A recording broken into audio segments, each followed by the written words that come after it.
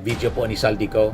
Yan o, ICI views cause statement implicating Marcos in 2025 budget mess. Baka di-fake mga kababayan. So, kailangan mo nang i-verify through the National Bureau of Investigation siguro. O Marcos signed 6.3 trillion budget.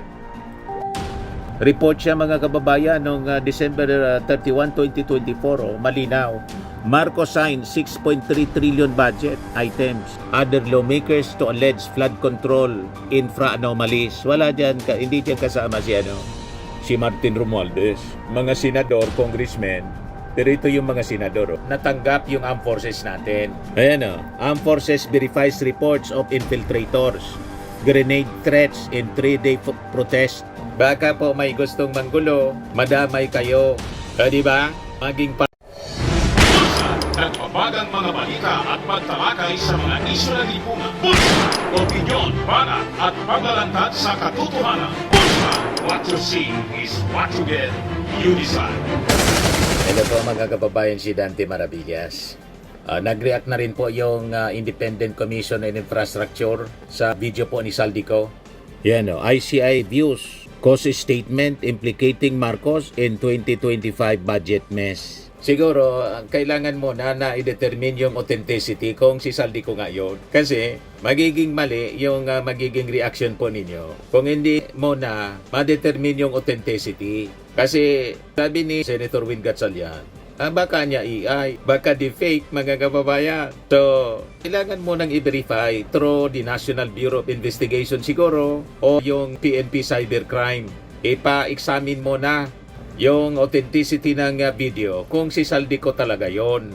Kasi magre-react tayo na magre-react pagkatapos piki pala yung video tulad ng pulburon. Yan din intention po mga kababayan ng mga the platters na gustong iluklok si Sara Duterte para hindi na magpatuloy yung investigasyon sa flood control scandal. Gatungan po sa people power. Yung naka-schedule po na protest rally, yung 3 araw na protest rally po, 16, 17, 18 ng INC, sabi sasama yung GIL kasi sabit si Joel Villanueva. Yung KOJC, Nikki Buloy, alam na kung bakit sasama yon. Siyempre, nakakulong yung kanilang pastor, pagkatapos yung kanilang dating Pangulo, si Digong.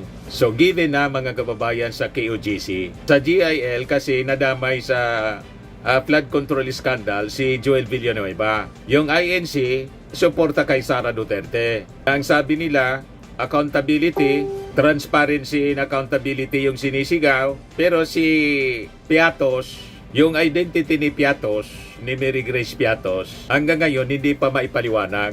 Yan ang problema mga kababayan. But anyway, bigay ko muna sa inyo itong report ng Inquirer. Sabi dito, the Independent Commission for Infrastructure is carefully reviewing the statement of resigned Ako Bicol Party List Representative Saldico, which implicated President Ferdinand Marcos Jr. in the infrastructure projects corruption scandal. ICI Executive Director Brian Kate Hosaka said this is a message to reporters after being asked about cause statement which alleged that Marcos ordered the insertion of at least 100 billion in projects in the 2025 General Appropriations Act. Ito nga statement na to ni Saldico, kung totoong hindi AI ito, kung totoong siya yung nagsabi, questionable din po. Kasi yung ating Pangulong Bongbong Marcos, bakit pa ipag-uuto sa kanya na ma-insert ng 100 billion? Kung afterwards mga kababayan, ibibito man lang niya. At saka yung binito ng ating Pangulong Bongbong sa budget po noong 2025, 194 billion. So wala sa illogical for the President to veto kung siya mismo yung nag-utos ng insertion ng 100 billion pesos. Marcos signed 6.3 trillion budget. Report siya mga kababayan noong December 31, 2024. Malinaw. Marcos signed 6.3 trillion budget items worth 194 billion vetoed. Wala sa logic po. Inotos pala kay Saldico na mag-insert ng 100 billion na pondo para sa mga infrastructure projects, para sa flood control. Pagkatapos, ibibeto man lang niya, 194 pa, mas malaki pa kaysa sa iniutos na i-insert. Saka, Bakit sa kanya iutos kung halimbawa totoo na gusto ng Pangulo yung insertions? Na pwede naman niya na direktang sabihin kay Budget Secretary Amina Pangandaman na ilagay na mismo sa NEP, National Expenditure Program. So hindi kailangan ng insertion. Kung sino yung gumawa ng script na binasa ni Saldico, kung totoong hindi siya AI, malamang hindi na pag-isipan yung script. Kasi illogical po. Tama? Ako yung Pangulo, pwede ko man utusan direkta yung sekretary ko. Dagdagan mo na 100 billion kasi kailangan ito. Automatic, kasama sa NEP, hindi kailangan yung insertions. Di ba? Walang pangangailangan mga kababayan para mag-utos yung ating Pangulo kay Saldico na mag-insert ng 100 billion. Pagkatapos, nang madiscover yan yung insertions, 194 billion, pinatanggal. Binito, 194 yung binito. Ang in-insert na 100 billion. Kaya hindi po ka panipaniwala yung binasang script ni Saldico kung hindi siya AI. Kung totoong siya yun, mga kababayan. At part 1 pa lang. And remember, ang insertions now is just another term for amendment. Sabi yan ni Franklin Drilon. Data niyang mambabatas na gumagawa ng insertions or amendments. So it is being used interchangeably to refer to amendments, ang insertions. Ang mali po talaga, mga kababayan, yung nakawin yung pondo, ghost project, substandard, sa implementation. Pero insertions per se, that is not actually wrong. Mga kababayan, sabi mismo yan ni Frank Drilon. You see, kaya minamasama nila yung mga insertions. Ang masama po yung pagnanakaw ng pondo. Inakaw yung pondo, 100% or kumobra ng kickback tulad ng mga siniwalat mga kababayan ni Yosek Bernardo. Ayan ang masama. Ito yung laman ng supplemental affidavit po ni Yosek Bernardo kanina. Former DPWH officials links 5 senator, other lawmakers to alleged flood control infra anomalies. Wala dyan, hindi dyan kasama si Martin Romualdez. Mga senador, congressmen, pero ito yung mga senador. Si Bong Revilla daw, yung kinikback po, alleged amount delivered, 125 million. Si Grace po, 100 million. Nag-deny na ito si Grace po. Si Chis Escudero, 280 million. 2 beses nag-deliver daw siya. Una, 160 million. At sunod, 120 million. Total, 280 million. Si Jinggoy, 213 million. Via Carlin Yap Villa. Tapos, ito naman, delivered at Arsiaga Building San Juan. Ito collected by Mrs. Patron at Diamond Hotel. Ito walang nakalsulat. Ito, grabe to. Kay Nancy Binay, mga kababayan, alleged amount delivered, 540 million delivered plus 50 million advance na hiningi. SIPO requested 20% commitment. Ito yung kay Binay. Yan, sabi diyan, he said, Villa requested project list amounting to 1.8 billion. 3% share, 2.5 billion, 1.6 billion. Matindi po. Dineliver niya daw 200 million and 340 million to Horseshoe Village, Quezon City, supposedly intended for Binay. Bernardo said he received no share from the 3.12 billion pesos project set included in the 2025 budget. Kay Escudero, fundraising project list via Maynard Ngo. Ayan po. Other lawmakers also named Bernardo further mentioned projects in the districts of former Caloocan City, 2nd District, Representative Mitzi Cahayon Oy, and former San Jose del Monte Representative Florida Robes. Funding arrangements supposedly tied to resigned Ako Bicol Party List Representative Saldico with DPWH engineers allegedly facilitating certain turnovers. Yan po, hindi manabanggit po dyan. Wala yung pangalan ni Martin Romualdez. You see? So ngayon, balikan natin yung sabi ng ICI. So, nire-review nila yung sabi, video ni Saldico. Gusto nilang gamitin po itong video para iluklok si Sara. Gatungan po ang sa people power. Huwag kayong pauuto. At kung ako sa inyo, stay away from the protest. Baka madamay kayo.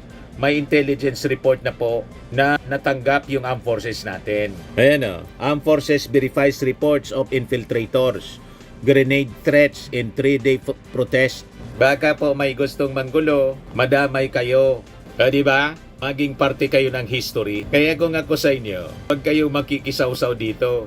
Malamang isakripisyo nila. Kayong mga tinsiro na sumama sa protest laban sa korupsyon sana. Pero ang intensyon nila, guluhin po para gatungan po ang It's a People Power. Magkagulo. Kasi ang objective nila po, iupo si Sara para hindi na matuloy ang flood control investigation kasi ang daming politikong sabit. Lalo na po yung mga senador, congressmen na alyado ng previous administration. Yan ang hanap buhay kasi nila. Hanap buhay nila po, korupsyon. Di ba? Kaya nga po massive yung vote buying. Yung ginagamit nila sa vote buying po, ginawa nilang negosyo ang politika. Galing po yan sa korupsyon sa mga infrastructure projects, flood control projects, para sila makaupo sa posisyon. That is the cycle of corruption, mga kababayan. Na gustong tuldukan ng ating Pangulo, binabaliktad siya ngayon. Sabi nga natin, mga kababayan, kung ang ating Pangulo sangkot dito sa flood control scandal, bakit pa siya magpapaimbestiga? Di sana nanahimik na lang siya tulad ng previous administration. Alam niya Digong, ang mga flood control projects, ghost projects, inamin niya mismo. Pero never siyang nagpaimbestiga. Sabi ni Congressman Chua ng Maynila, noong 2020, mismong inamin ng dating Pangulong Duterte na talamak ang mga ghost projects sa iba't ibang rehiyon ng bansa.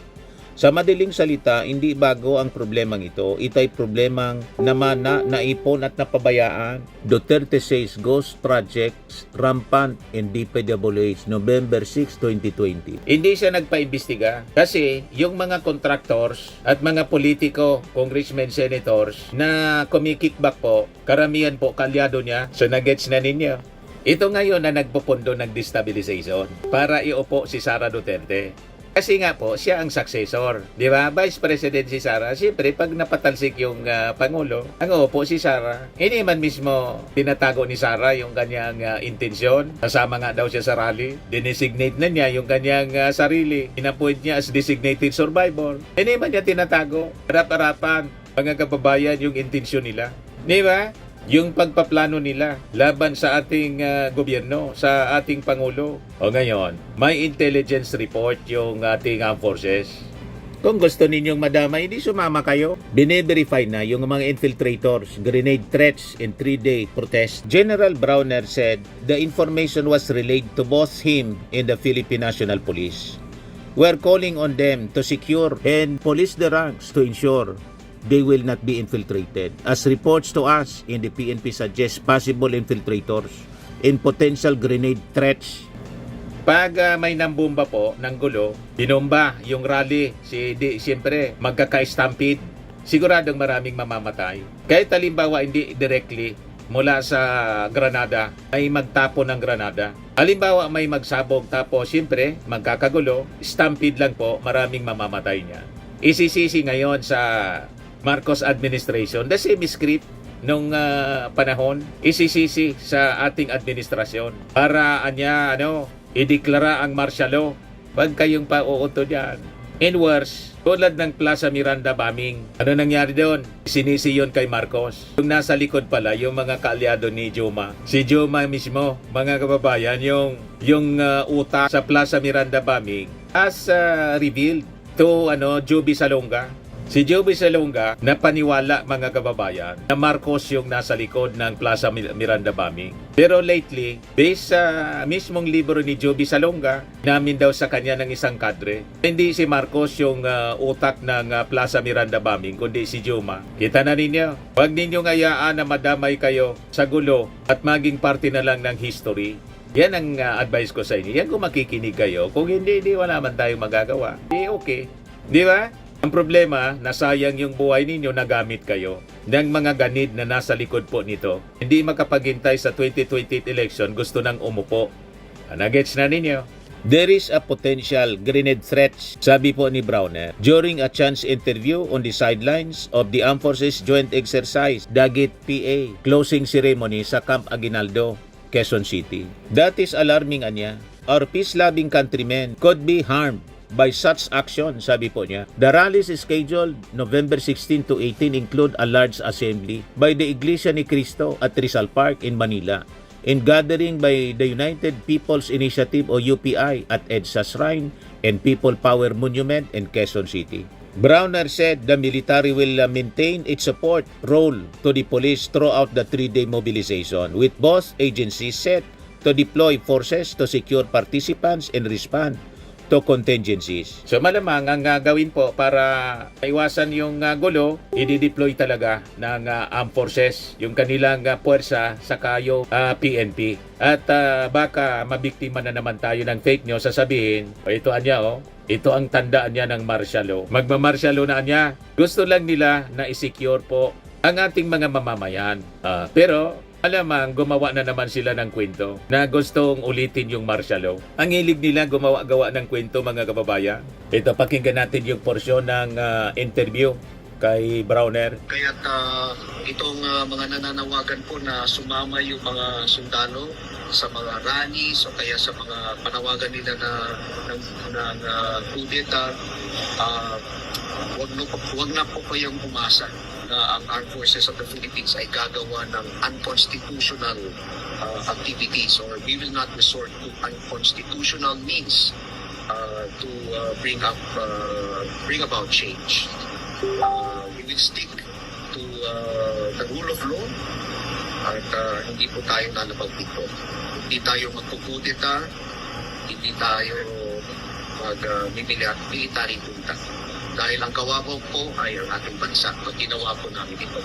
So for this November 16, 17, and 18, ang NP po ay nakahanda na sumuporta sa ating Philippine National Police so that mapanatili natin yung kapayapaan and the peace and order. Ayan 16,000 na mga pulis ipapakalat para sa gagawing 3-day anti-corruption rallies. Kaya kung ako, bantayan ninyo yung mga anak ninyo, mga magulang. Baka madamay po. Kawawa naman sila kung madamay. At baka ma-recruit po ng mga grupo tulad yung nanggulo po noong September 21. Ang sabi binayaran ng tigpa 5,000. You see, para manggulo po. At subukang lusubin po yung Palasyo Malacanang. Yun ang kanilang intention po. Yung mga leaders nila po, makasecure sa mga ligtas na lugar. Kapag halimbawa, pagtagumpay sila, doon sila lalabas. Kayo yung nakaprintira, yung mga anak ninyo. Di ba?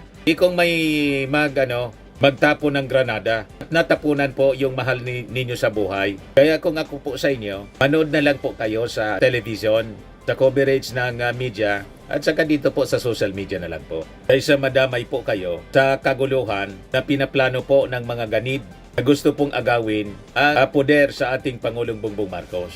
Kasi nagpapaimbestiga yung ating Pangulo, napakaraming sangkot ng mga politiko. Yan ang kanilang gustong mangyari. Okay pa? Mga kababayan, Firmax Firming and Lifting Cream, pinapahid po sa mga pulses in affected area. Mainam po sa paninigas ng mga kasukasuan. Ito naman po, Automax Radiant Serum. Sa mukha naman yung application, anti-aging po siya. You will look 10 years younger than your age. Sa mga cancer patients naman po, baka lang gusto ninyo itong itry. Naing siya Red Mix Fruit Drink. Hindi mo po siya gamot, food supplement siya. Kaya lang, gawa siya mga kababayan sa goji berry. Yung goji berry, may anti-cancer properties. O ngayon, yung mga inquiries ninyo, dumiritso na lang kayo sa aming messenger sa Facebook para masagot namin agad. Ayos pa? Ayos na ayos niya, Mr. Maravilla. Sa mga naghanap po ng malinis and spacious fitness gym, pumunta lang po kayo sa aming Colossal Fitness Gym. May Grab car rental din po kami. But anyway, ito po pala yung aming bagong product na binibenta online. I am worldwide amazing pure organic barley powdered drink mix from Australia. Negosyo to ng aking anak na architect entrepreneur Riz Maravillas. Ayan po. Kontakin na lang po ninyo siya, Riz Maravillas on Facebook. Ang mga health benefits niya, boost immunity, improves digestion, enhance energy levels, packed with antioxidants, prevent cancer. Ito naman po yung bago naming product na binibenta online. Eye Glow Serum, whitening po siya. Tingnan ninyo yung epekto sa aking anak na architect before and now. Yung mga inquiries po ninyo, dumiretso na lang kayo sa kanyang Facebook account, Riz Maravillas.